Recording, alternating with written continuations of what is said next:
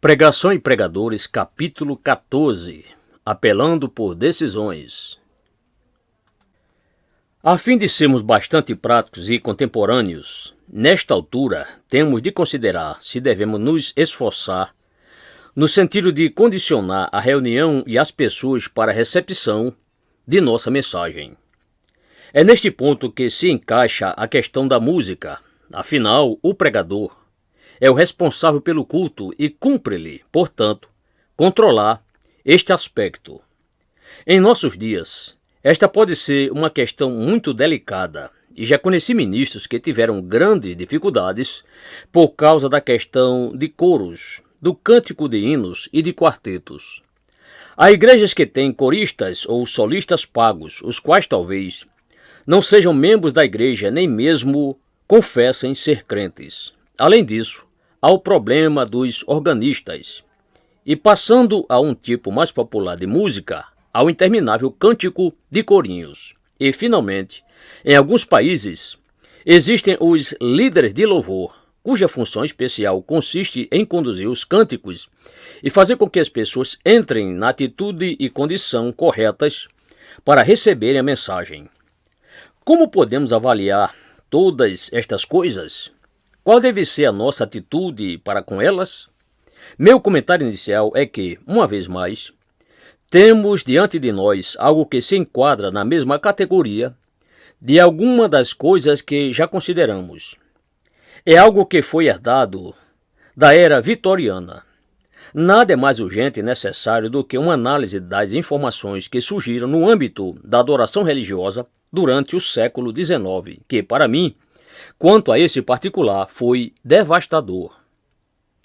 Quanto mais prontamente nos esquecermos do século XIX e retrocedermos ao século XVIII e, melhor ainda, ao século XVII e XVI, tanto melhor será para nós.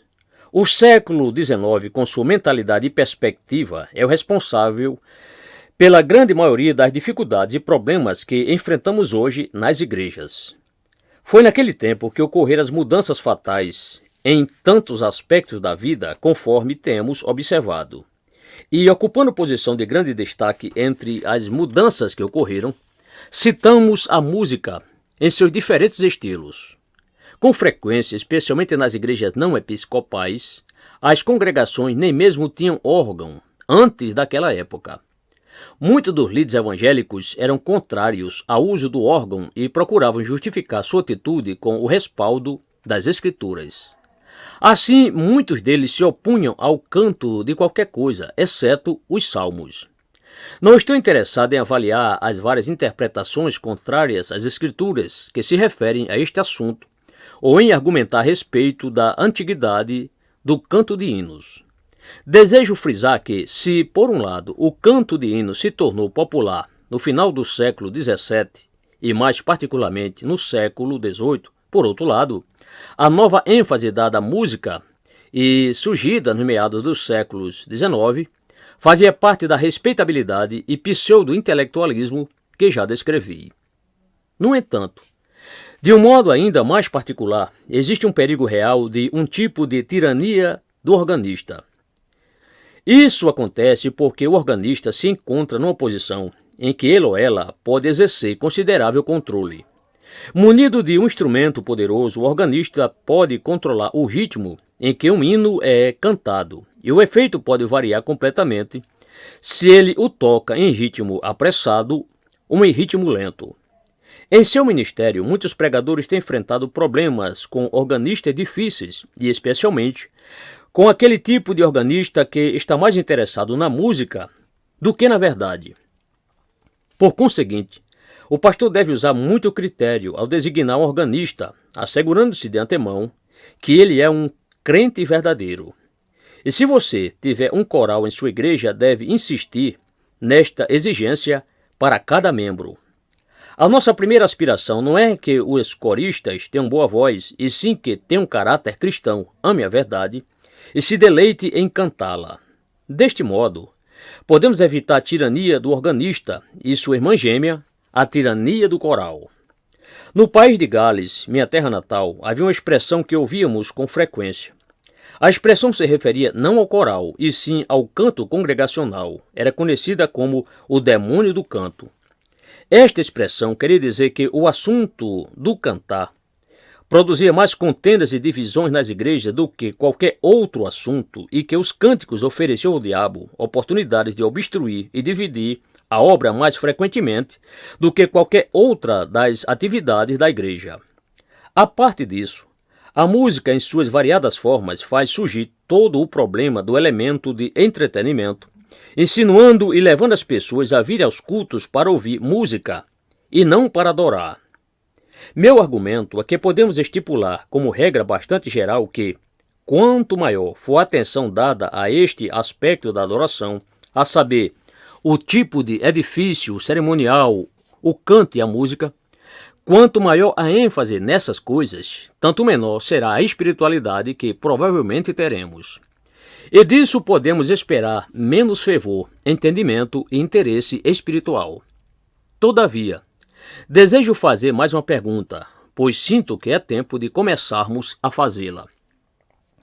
Como já disse noutra conexão, temos de interromper determinados maus hábitos que têm penetrado a vida de nossas igrejas e se transformado em uma tirania. Já me referi à forma rígida de culto e às pessoas que se dispõem a brincar com a verdade e tentam mudá-la, mas que resistem a qualquer tentativa de alteração na ordem do culto e nessa rígida forma. Portanto, sugiro que é chegado o tempo de fazermos a seguinte pergunta: por que é necessária toda esta ênfase sobre a música? Por que a música é tão importante? Enfrentemos esta questão e, por certo, à medida que fizermos isso, chegaremos à conclusão de que aquilo que devemos buscar e almejar é uma congregação de pessoas que entoam juntas louvores a Deus e que a verdadeira função de um órgão é acompanhá-las. Compete-lhe ser um acompanhamento e não um ditador. Nunca devemos permitir-lhe ocupar essa posição. O órgão sempre deve ser subserviente. Diria que o pregador, de um modo geral, deve escolher tanto as melodias como os hinos, porque, às vezes, observamos uma contradição entre as duas coisas. Algumas melodias contradizem a mensagem do hino, embora a métrica seja correta. Por conseguinte, o pregador tem o direito de controlar estas questões. Ele não pode abdicar esse direito. Talvez você não concorde comigo quando sugiro que devemos abolir, de uma vez por todas, os corais, mas, por certo, todos devem concordar que o ideal seria que todas as pessoas elevassem suas vozes em louvor, adoração e veneração, regozijando-se enquanto fazem. Creio que você também concordará que as tentativas deliberadas para condicionar as pessoas são completamente prejudiciais.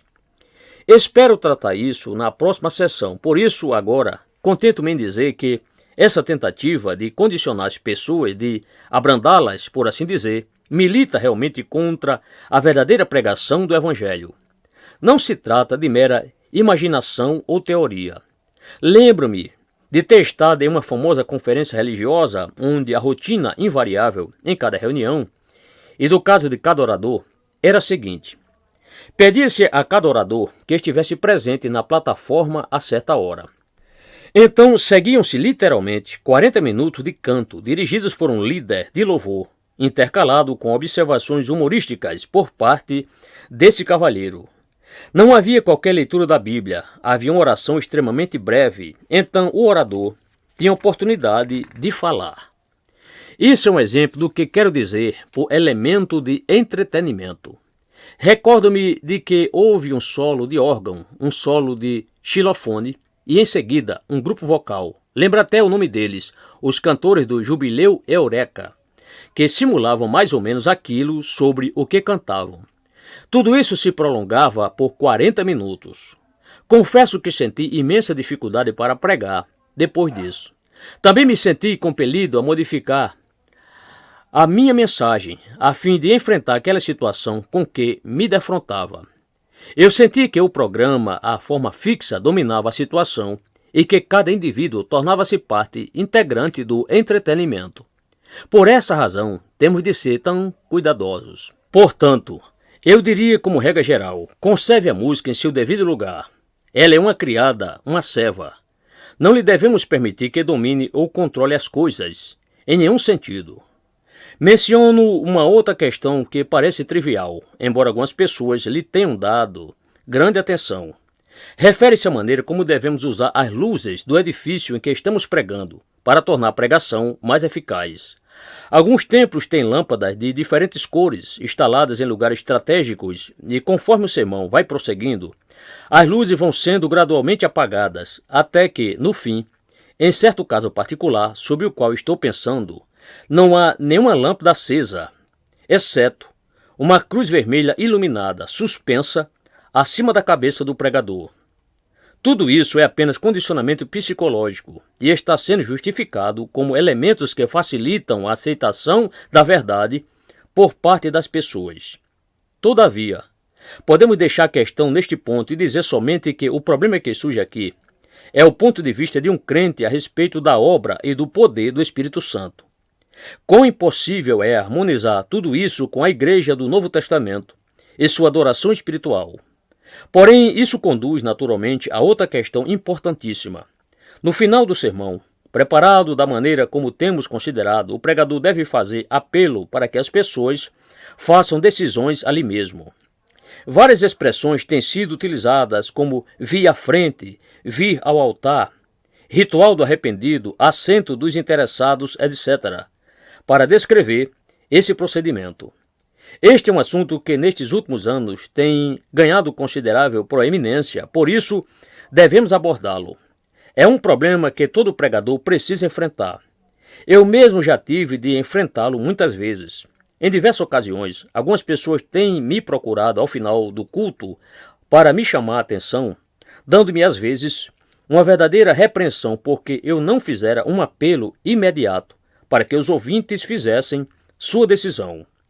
Algumas dessas pessoas chegam ao extremo de afirmar que cometi um pecado, que minha pregação criou uma oportunidade excelente e não me aproveitei dessa oportunidade. Então costumo dizer, tenho certeza de que, se o Senhor tivesse feito um apelo, teria conseguido um grande número de decisões. Esse tipo de argumento. Além disso, certo número de ministros me tem dito, nos últimos 10 anos, mais ou menos, que no final do culto certas pessoas vêm dizer-lhes que eles não pregaram o evangelho porque não fizeram um apelo. Isso lhes aconteceu tanto nos cultos matinais como nos cultos vespertinos. E já havia acontecido não somente nos cultos de evangelização, mas também em outros cultos, cujo intuito não era primariamente evangelístico. No entanto, foram acusados de não pregar o evangelho porque não houve qualquer apelo. Em certa ocasião, conheci 3 homens, 3 pastores que tinham sido chamados a pastorear determinadas igrejas. Estavam a ponto de serem aceitos quando alguém, de repente, lhes perguntou se costumavam fazer apelo no fim de cada sermão. E, posto que aqueles 3 homens responderam negativamente, não foram aceitos e a decisão foi revertida. Isso tem se tornado um problema gravíssimo, como resultado de certas coisas que vêm acontecendo desde o fim da Segunda Guerra Mundial. Novamente, é importante que tenhamos os pensamentos claros a respeito da história deste assunto. A abordagem histórica é sempre proveitosa. Há muitos que não parecem ter consciência do fato que tudo isso, à semelhança de muitas outras coisas, penetraram a vida da igreja somente no século passado. Esse costume foi introduzido bem cedo, no século XIX, mais cedo do que outras coisas que tenho mencionado. Realmente surgiu com Charles G. Finney, na década de 1820. Foi ele quem introduziu o chamado assento dos ansiosos, a nova medida, por meio dos quais as pessoas eram chamadas à decisão imediata. Era uma parte essencial do método, da abordagem e da maneira de pensar de Finney, e produziu muita controvérsia naqueles dias. É uma das mais importantes controvérsias, além de ser muito interessante e fascinante. Recomendo-a como um assunto de leitura. Os 2 maiores protagonistas deste debate foram W. H. Nettleton e Finney. Nettleton foi um pregador muitíssimo usado em reuniões de pregação. Viajava muito e era constantemente convidado a pregar nos templos de outros ministros. Jamais fez um apelo por decisões imediatas, mas foi grandemente usado e inúmeras pessoas se converteram no ministério dele, unindo-se às igrejas. Seguia a doutrina calvinista e praticava as suas crenças quanto a este assunto. Mas então, Finney entrou em cena, com seu apelo direto à vontade para que as pessoas se decidissem imediatamente. Isso provocou grande controvérsia entre os dois pontos de vista, e muitos ministros se viram em enormes dificuldades entre os dois conceitos. Há uma fascinante narrativa sobre o episódio na autobiografia do Dr. Lyman Beecher, o pai do Dr. Henry Ward Beecher. Ele fora um grande amigo de Nettleton e, a princípio, tomou partido deste. Eventualmente, quedou-se para a causa de Finney. O Dr. Charles Hodge e outros dentre os homens de Princeton estiveram ativamente engajados na discussão, bem como J.W. Nevin, fundador da teologia Mercersburg. Esta é a história da origem dessa prática, e importa que a conheçamos. Não foi por acidente que ela foi introduzida por Finney, porquanto, em última análise, é uma questão teológica. Ao mesmo tempo, não é apenas uma questão teológica, e nunca devemos esquecer que um arminiano como John Wesley, entre outros, jamais usou esse método. Talvez a melhor maneira pela qual eu possa estipular os outros a pensar e dar-lhes alguma ajuda quanto a isso é declarar, francamente, que não tenho seguido essa prática em meu ministério. Permitam-me dar-lhes alguns dos motivos que me têm influenciado neste aspecto.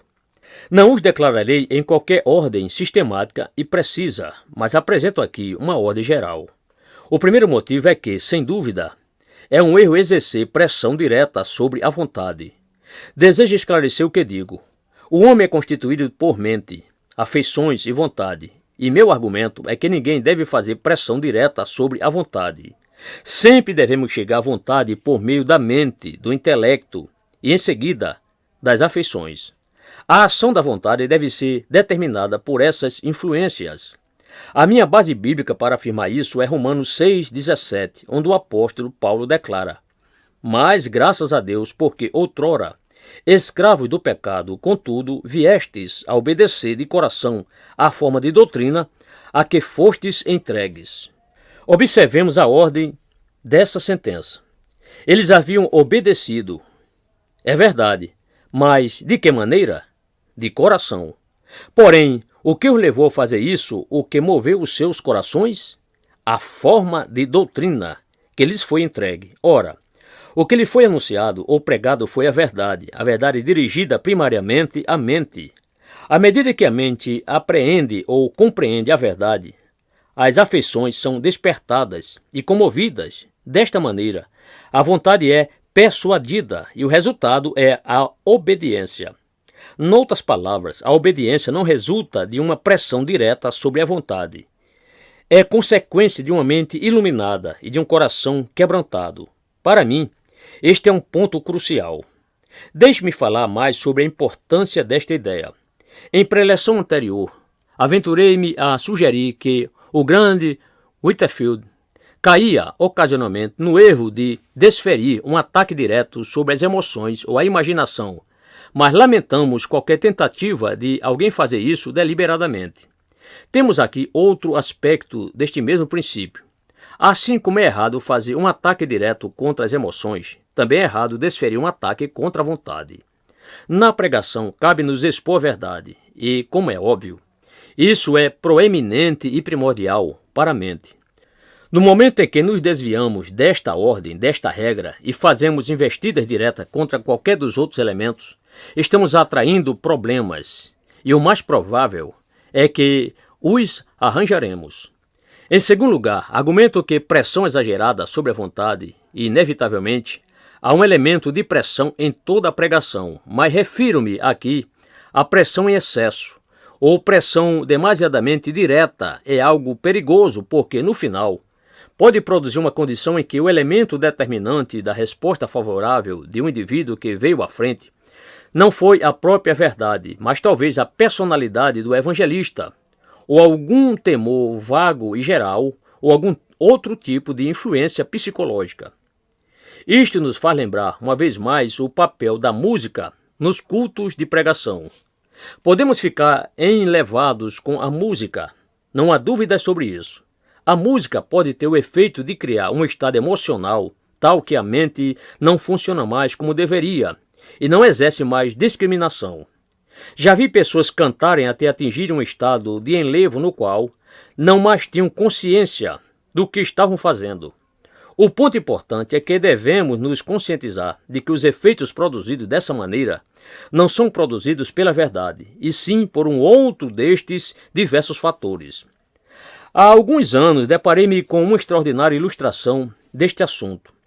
Apenas repetirei o que foi divulgado pela imprensa, por isso não divulgarei nada secreto, nem trairei qualquer confiança.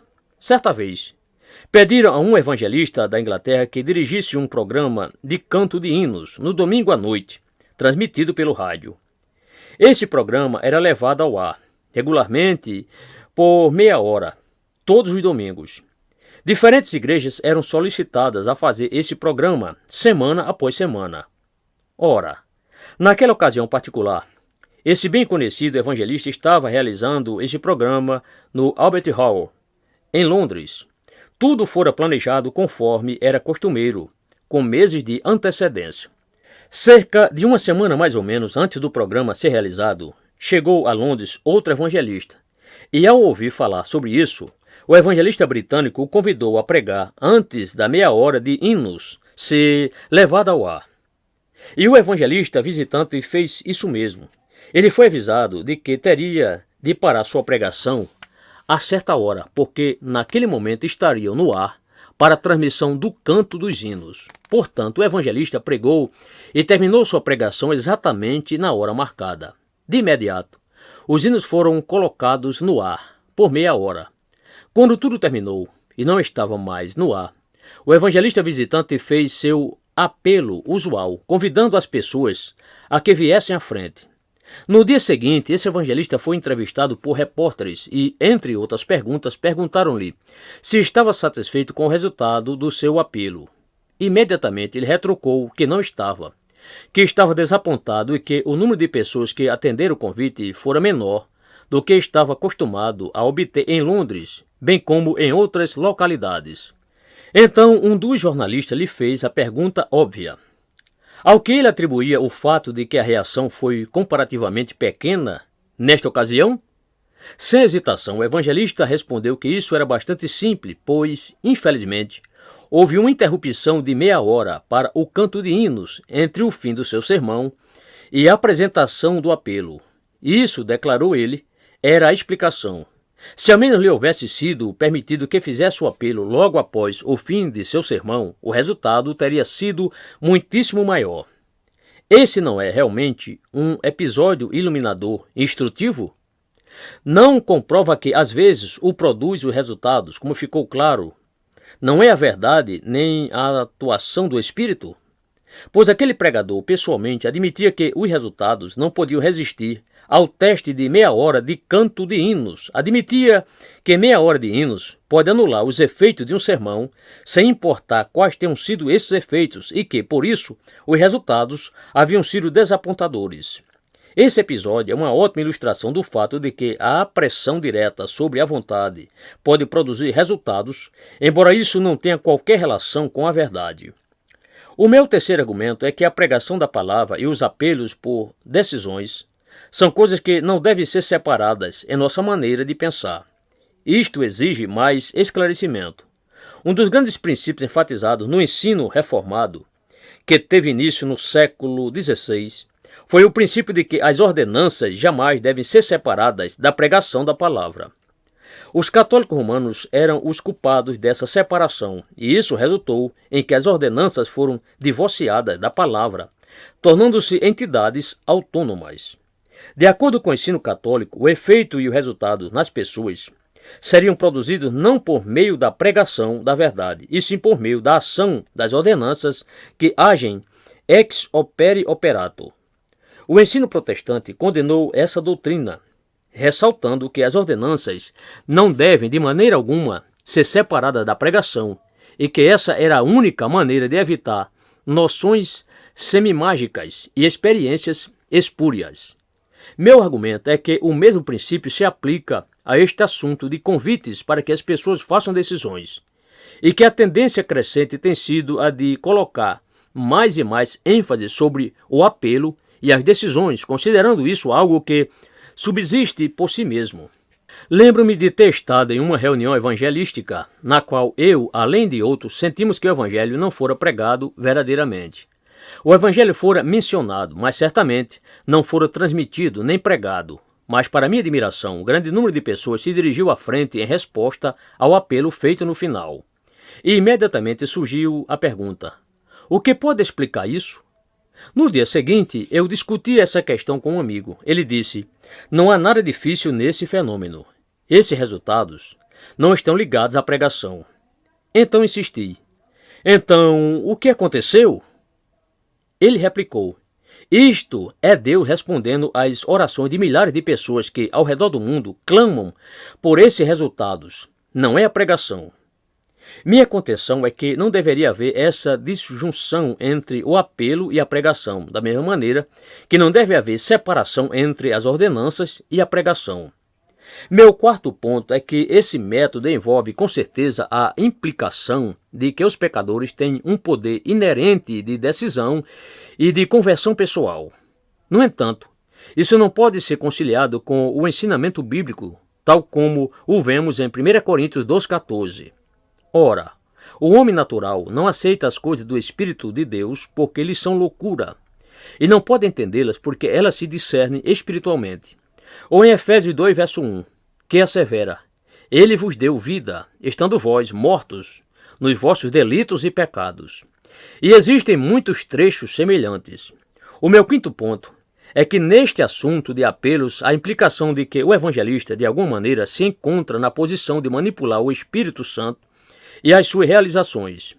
O evangelista precisa apenas aparecer e fazer o seu apelo, e resultados surgirão inevitavelmente.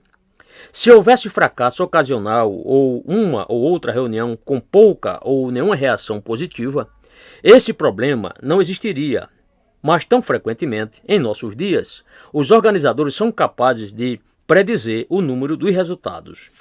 Muitos talvez concordem com o meu sexto ponto, ou seja, que esse método tende por produzir uma convicção superficial de pecado. Se produz qualquer convicção. Com frequência, as pessoas reagem positivamente por terem a impressão de que, fazendo isso, receberão certos benefícios. Lembro-me de ouvir falar a respeito de um homem importante que era considerado como um dos convertidos de determinada campanha. Entrevistaram-no e perguntaram por que viera à frente na campanha evangelística do ano anterior. Sua resposta foi que o evangelista dissera: se você não quer perder o barco, é melhor que venha à frente. E, como ele não queria perder o barco, viera à frente. E tudo quanto o entrevistador pôde arrancar dele é que agora estava no barco. Não tinha certeza do que significavam essas palavras, nem do que se tratava realmente, nem parecia que lhe acontecera qualquer transformação durante o ano que já se passara. Mas ali estava ele. A decisão pode ser tão superficial assim. Ou consideremos outra ilustração extraída de minhas próprias experiências. Na igreja que pastoreei, no sul do país de Gales, costumava ficar na porta principal do templo, ao final do culto de domingo à noite, para cumprimentar as pessoas com um aperto de mão. O incidente a que me reporto envolve um homem que costumava vir às nossas reuniões todos os domingos à noite. Era um operário e alcoólatra, quase inveterado. Embebedava-se regularmente todos os sábados, à noite, mas também vinha ocupar regularmente um assento na galeria de nosso templo todos os domingos à noite. Naquela noite específica que me refiro, aconteceu-me observar que, enquanto eu pregava, aquele homem estava sendo tocado pela palavra. Eu podia ver que ele chorava copiosamente e desejei muito saber o que estava acontecendo com ele. Terminada a reunião, coloquei-me à porta. Passados momentos, vi que aquele homem se aproximava e imediatamente me vi diante de um tremendo conflito mental. Eu deveria ou não, em face do que tinha visto, falar com ele e convidá-lo a tomar uma decisão naquela mesma noite? Estaria interferindo na obra do Espírito se agisse assim? Apressadamente, resolvi que não lhe pediria que ficasse mais um pouco. Tão somente me despedi dele, conforme o hábito, e ele saiu. Seu rosto revelava que estivera chorando muito, quase nem podia olhar-me no rosto. Na noite seguinte, quando me encaminhava para uma reunião de oração que aconteceria na igreja, ao atravessar uma passarela, por cima de uma linha de trem, notei que aquele homem vinha na minha direção para falar comigo. Ele atravessou a rua para dizer-me: "Sabe de uma coisa, doutor? Se o senhor me tivesse convidado para demorar-me mais um pouco, na noite passada, eu lhe teria dito: pois bem, retruquei. Agora estou lhe fazendo um convite. Venha comigo." "Não, não." Ele se apressou a dizer: "Mas se o senhor me tivesse convidado na noite passada, eu teria atendido." Então eu lhe disse: "Meu amigo, se o que lhe aconteceu ontem à noite não perdurou por 24 horas, não estou interessado nisso. Se você não está pronto a vir comigo, conforme estava na noite passada, você ainda não tem a coisa certa verdadeira. Não importa o que lhe afetou na noite passada, era algo apenas temporário e passageiro, e você ainda não conseguiu, de fato, perceber sua necessidade de Cristo. Esse é o tipo de coisa que pode acontecer, mesmo quando não há apelo nenhum. Porém, quando o costume é fazer apelos, esse fenômeno é exagerado, e obtemos muitas conversões espúrias. Conforme lhes tenho lembrado, o próprio John Wesley, o grande arminiano, não apelava às pessoas para que viessem à frente. O que se pode encontrar com grande frequência em seus diários é algo parecido com o que aqui é transmitido. Preguei em tal lugar. Muitos pareceram estar profundamente tocados, mas só Deus sabe quão profundamente. Sem dúvida, essas palavras são muito significativas e importantes. Wesley possuía entendimento espiritual e sabia que muitos fatores são capazes de afetar-nos. Mas aquilo com que ele realmente se interessava não era resultados imediatos e visíveis, era a obra regeneradora do Espírito Santo. O conhecimento do coração humano, da psicologia humana, deveria ensinar-nos a evitar qualquer coisa que aumente a possibilidade de alcançarmos resultados espúrios. Um outro argumento, o sétimo, é que fazer apelos encoraja as pessoas a pensarem que o seu ato de vir à frente as salva, de algum modo. O apelo é como um ato que precisa ser feito imediatamente, uma ação capaz de salvar realmente as pessoas. Foi isso que aconteceu com aquele homem que sentia que agora estava no barco, por ter vindo à frente, embora não entendesse coisa alguma do que estava fazendo. Porém, conforme já tenho sugerido, esta não é uma prática baseada em última análise, na falta de confiança no Espírito Santo, seu poder e sua obra? Isto não deixa subentendido que o Espírito Santo precisa ser ajudado, auxiliado e suplementado para que a sua obra seja apressada e que não podemos deixá-las nas mãos dele?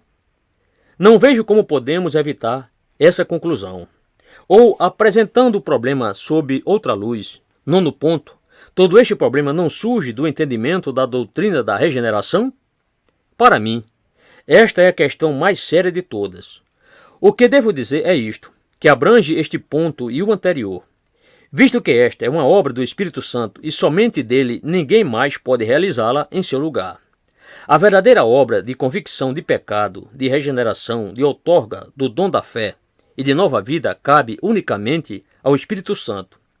E visto que esta é uma obra dele, sempre será uma obra completa, sempre será uma obra que se evidenciará. Sempre foi assim. Podemos ver isso de maneira impressionante no dia de Pentecoste, em Jerusalém, conforme o relato de Atos 2. Enquanto Pedro ainda proferiu seu sermão, os ouvintes começaram a clamar sob convicção de pecado. Que faremos, irmãos? Ora, Pedro estava pregando sob o poder do Espírito Santo. Estava expondo e aplicando as Escrituras, e não utilizou qualquer técnica. E não houve qualquer intervalo entre o sermão e o apelo. De fato, Pedro nem ao menos teve a possibilidade de terminar o seu sermão. A poderosa obra de convicção estava em andamento e se revelou da maneira como sempre o faz. Lembro-me de ter lido a narrativa de um avivamento que ocorreu no Congo, em um livro intitulado This is That, Isto é Aquilo. Li, em especial, um dos capítulos escrito por um homem a quem conheci pessoalmente. Ele vinha atuando como missionário evangélico no interior da África por 20 anos e a cada reunião fazia apelos ao povo para que viesse à frente em resposta à sua mensagem. Pouquíssimos haviam atendido. Ele estava de coração abatido, pressionava os ouvintes, lhes fazia rogos e tudo o que é habitual entre os evangelistas. No entanto, não obtinha resposta favorável. Então, em certa ocasião, ele teve de afastar-se para uma parte distante do distrito que estava ao seu encargo. Enquanto estava ausente, irrompeu um avivamento na área central de seu distrito. A sua esposa lhe enviou uma mensagem relatando o que estava acontecendo. A princípio, ele não gostou do que acontecia. Não o alegrava ouvir falar daquilo, porque tudo acontecia enquanto ele não estava presente. Todos nos inclinamos a ser culpados desse tipo de orgulho. No entanto, precipitou-se de volta, no intuito de controlar o que sentia ser uma explosão de emocionalismo ou uma espécie de fogo de palha. Tendo regressado, reuniu o povo no templo e começou a pregar.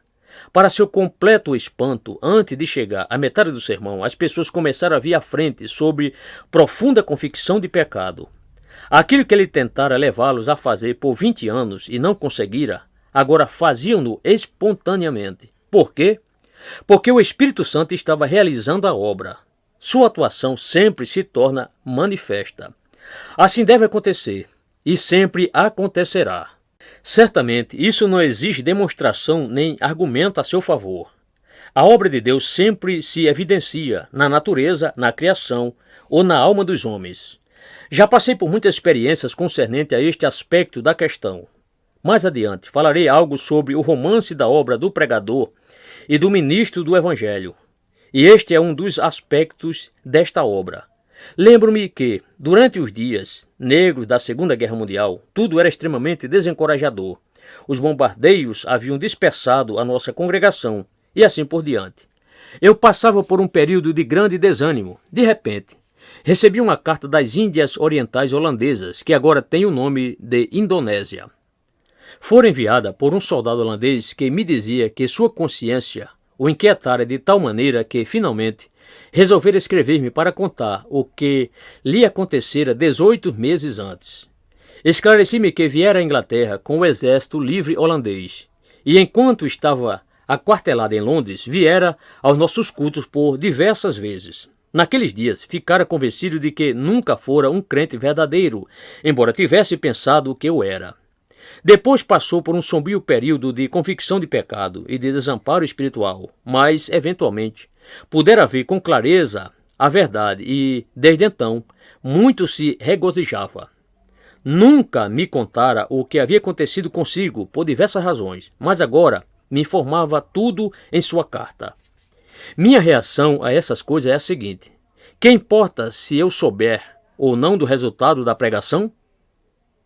Naturalmente, isso tem seu valor, do ponto de vista de encorajamento para o obreiro cristão, mas não tem valor algum do ponto de vista da própria obra. A obra foi realizada e se evidenciou e continua a se manifestar na vida daquele soldado, antes mesmo de haver me escrito. Isto é o que realmente importa. Graças a Deus, tenho constatado a repetição dessa experiência nesses últimos tempos.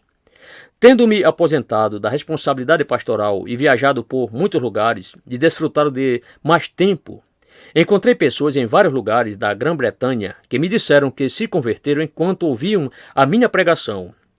Eu não sabia nada a respeito disso antes, mas tinha acontecido há muitos anos, no passado. Por exemplo, eu pregava no templo de certo pregador, há exatamente 18 meses. Enquanto me apresentava à sua congregação, ele narrou em breves pinceladas a sua história espiritual e, para minha total surpresa, fiquei sabendo que eu havia desempenhado um papel vital na vida espiritual dele. Aquele homem havia sido um profissional bem qualificado que deixara a sua carreira e se tornara o pastor daquela igreja. Ele contou aos circunstantes como, em uma quente noite de verão, no mês de junho, ao andar sem rumo por uma rua de Londres, ouviu o som de cânticos proveniente da capela de Westminster. Entrou e permaneceu ali até o fim da reunião. Saí dali, declarou ele, um novo homem, nascido de novo, regenerado. Antes daquela oportunidade, Ele era completamente ignorante de tais coisas e, na verdade, inclinara-se por desprezá-las e eliminá-las de suas cogitações. Ora, aquela era a primeira vez que eu ouvia falar sobre tais acontecimentos, embora tivesse ocorrido em 1964. Porém, o que importa isso? O importante é que, se o Espírito é aquele que realiza tal obra, ela é uma obra real, consistente e sempre tende por manifestar-se. Agora afirmo o meu 10º ponto, ou seja, que nenhum pecador chega realmente a decidir-se por Cristo. O vocábulo decidir-se sempre me pareceu bastante errado. Com frequência, ouço pessoas usando expressões que me parecem perturbadoras, que me deixam infeliz. Geralmente usam-nas em sua ignorância, com a melhor das intenções. Posso pensar em um idoso cavalheiro que costumava dizer o seguinte: meus amigos, eu me decidi por Cristo faz 40 anos e nunca me arrependi disso. Quão terrível é dizer, nunca me arrependi. Mas esse é o tipo de declaração que faz as pessoas que têm sido criadas sob o ministério desse ensino e desse método. Um pecador nunca se decide por Cristo. O pecador foge para Cristo, em total desamparo e desespero, dizendo: infrator, à fonte corro, lava-me, Senhor, ou morro.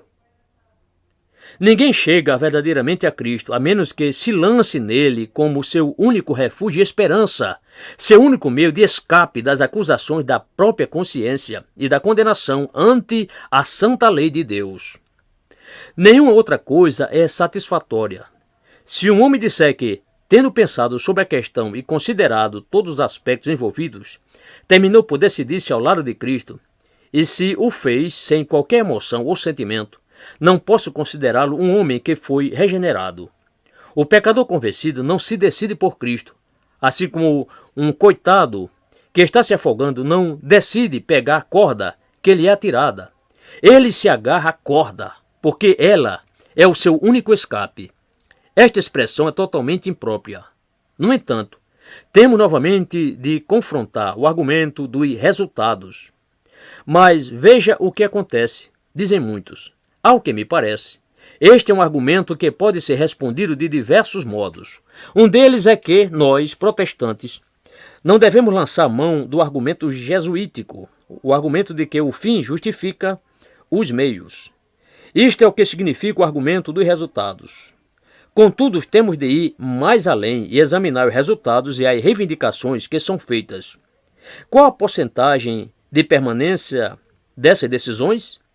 Já ouvi evangelistas dizerem que nunca esperam que permaneçam mais do que 10% dessas decisões. Eles afirmam isso abertamente. O que exerceu influência sobre o restante? E se alguém disser que o importante são os 10% porque são resultado da obra do Espírito, responderei que isso teria acontecido na ausência de qualquer convite para vir à frente. Indo mais adiante, é imprescindível que saibamos fazer distinção entre resultados imediatos e resultados remotos. Para fim de argumentação, admitamos que haja certo número de resultados imediatos. Apesar disso, teremos de levar em conta os efeitos e resultados remotos dessa maneira de proceder. O efeito sobre a vida da igreja local, bem como sobre a vida das demais igrejas. A despeito de tudo que tem sido dito sobre os resultados fenomenais e espantosos durante os últimos 20 anos, dificilmente alguém poderia contestar o fato de que o nível geral de autêntica espiritualidade na vida de nossas igrejas tem atravessado grave declínio. Ora, esse é o efeito remoto, que é diametralmente contrário àquilo que sempre aconteceu em tempos de avivamento e despertamento espiritual. Além disso, nas reuniões de pastores e em conversa particular com muitos ministros, tenho averiguado que, de modo geral, os ministros acham que seus problemas aumentaram e não que diminuíram em anos recentes. Já mencionei o caso de ministros que nem ao menos têm sido convidados por certas igrejas por não fazerem apelo. Já fiz comentários sobre outros que são criticados pelos próprios membros de suas igrejas porque não costumam fazer apelo no fim de cada culto. Essa prática parece haver introduzido uma nova espécie de mentalidade, uma carnalidade que se expressa na forma de um interesse doentio por números. Isso também tem criado um desejo pelo que é emocionante, uma impaciência diante da mensagem, porque todos estão esperando pelo convite após a pregação para que vejam os resultados. Ora, tudo isso é bastante sério. Nesta altura, outro elemento se introduz. Como eu já havia dito, os organizadores desta espécie de atividade são capazes de predizer, com extraordinária precisão, o número de decisões e os resultados que provavelmente conseguirão. Tem até mandado imprimir seus cálculos antes da campanha ter início e geralmente não ficam longe de suas estimativas. Ora, isto é perfeitamente inconcebível em conexão com a obra do Espírito Santo. Ninguém sabe o que o Espírito Santo fará. O vento sopra onde quer. Nada pode ser predito, nada pode ser antecipado. Os maiores pregadores e santos tiveram com frequência cultos difíceis e estéreis quanto a resultados numéricos e deploraram este fator. Mesmo em época de avivamento, há dias e reuniões em que nada acontece em absoluto, mas no dia seguinte talvez, eis que ocorre um avassalador derramamento de poder. Por conseguinte, o próprio fato de que se pode antecipar e predizer mais ou menos o que acontecerá é uma indicação de que tal método não se harmoniza com o que sempre caracterizou a obra do Espírito. Por outro lado, creio que deixei claro o fato de que, em tudo o que acabo de dizer, não estou pondo em dúvida os motivos ou a sinceridade daqueles que utilizam esses métodos. Tampouco estou negando que tenham havido conversões genuínas. Preocupei-me apenas em mostrar as razões por que eu mesmo não emprego esse método. Então, o que devo fazer? Você perguntará, e respondo nestes termos. O apelo deve fazer parte da própria verdade, da própria mensagem. Enquanto você estiver proferindo um sermão, deve estar fazendo constantes aplicações da mensagem, sobretudo, como é natural, na última fase, quando chegar à aplicação final e ao clímax do sermão. Mas o apelo deve fazer parte da mensagem, deve ser inevitável. O sermão deve ter a capacidade de fazer os homens perceberem que esta é a única coisa que pode ser feita. O apelo deve estar implícito ao longo de todo o corpo do sermão, bem como em tudo quanto o pregador faz. Eu diria sem hesitação que um apelo distinto, separado e especial no fim do sermão, após certo intervalo ou após um hino, só pode ser feito se o pregador tiver plena consciência de uma injunção avassaladora do Espírito de Deus orientando-o a fazer isso. Se alguma vez eu sentir que devo fazer isso, eu o farei, mas somente se sentir que devo fazê-lo. Mas a maneira como o farei não será convidando as pessoas a que venham à frente. Simplesmente direi aos presentes que me coloco à disposição para conversar com eles, no fim do culto ou em qualquer outra oportunidade. De fato, acredito que o ministro sempre deveria anunciar, de alguma maneira, que está pronto a conversar com qualquer pessoa a respeito de sua alma e seu destino eterno. Isto pode ser dito por meio de um cartão colocado em cada assento. Eu tenho agido assim, embora você possa fazê-lo usando outro esquema. Torne-se disponível. Deixe bem claro que está à disposição dos interessados. Assim você descobrirá que as pessoas que sentiram a convicção de pecado o procurarão, porque se sentem infelizes. Frequentemente, elas receiam voltar para casa do mesmo jeito. Já vi casos de pessoas que, depois de estarem na metade do caminho para casa, voltaram para conversar comigo, na igreja, por não poderem tolerar o senso de convicção de pecado e de infelicidade. A agonia delas era grande demais. Ou se tiverem encontrado a salvação e agora se regozijam nela, terão o desejo de contar-lhe isso. Cada pessoa o fará no seu próprio tempo. Permita que elas o façam. Não procure forçar estas coisas. Esta é a obra do Espírito Santo de Deus. A obra dele é completa e duradoura. Portanto, não devemos nos entregar a esta intensa ansiedade por resultados. Não estou dizendo que esta ansiedade é desonesta, mas digo que é um engano. Temos de aprender a confiar no Espírito e a depender de sua obra infalível.